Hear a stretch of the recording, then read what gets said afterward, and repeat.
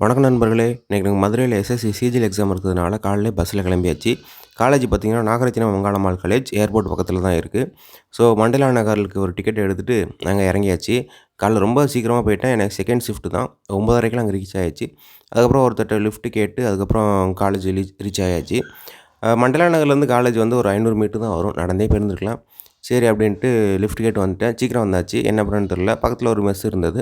அங்கே போயிட்டு சாப்பிட்டோம். அங்கே வெங்காய வடை சூப்பரா இருந்தது.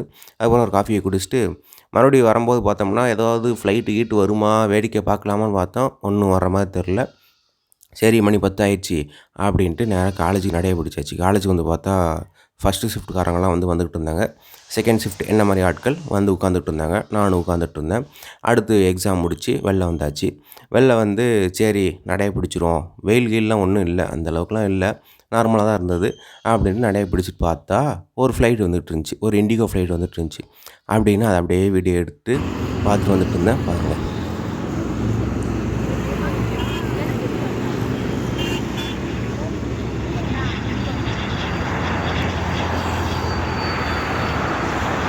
நல்ல ஒரு லேண்டிங். அப்படியே அந்த லேண்டிங்கை முடிச்சுட்டு, நம்மளும் அப்படியே நடைய பிடிச்சிட்டு வந்தாச்சு. ஆ மண்டேலா நகர்ல ஏதாவது பஸ் வந்துச்சுன்னா, அதுலேருந்து போயிடலான்னு பார்த்தேன்.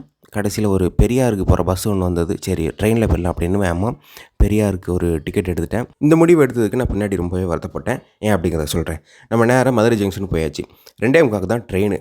அதுக்கப்புறம் 3:10க்கு ஒண்ணு இருக்கு அப்படின்ட்டு நேரா நம்ம கடையில போய் சாப்பாடு வாங்கிட்டு வந்தா, அந்த ட்ரெயின் போயிருச்சு. சரி 3:10க்கு தான் இருக்குன்னு பார்த்தா, இதான் லாஸ்ட் ட்ரெயின். அதுக்கப்புறம் 6 மணிக்கு தான் இருக்கு. அந்த 3:10 ட்ரெயின் ஞாயிற்றுக்கிழமை தான் வருமா. இன்னைக்கு சனிக்கிழமை. சரி என்ன பண்ண அப்படின்னு சாப்பிட ஆரம்பிச்சாச்சு. சாப்பிட்டா சரியான காரம். ஏற்கனவே எரிச்சல்ல இருக்கேன். இதில இந்த காரம் வேற கூட முட்டு எரிச்சல் ஆயிருச்சு.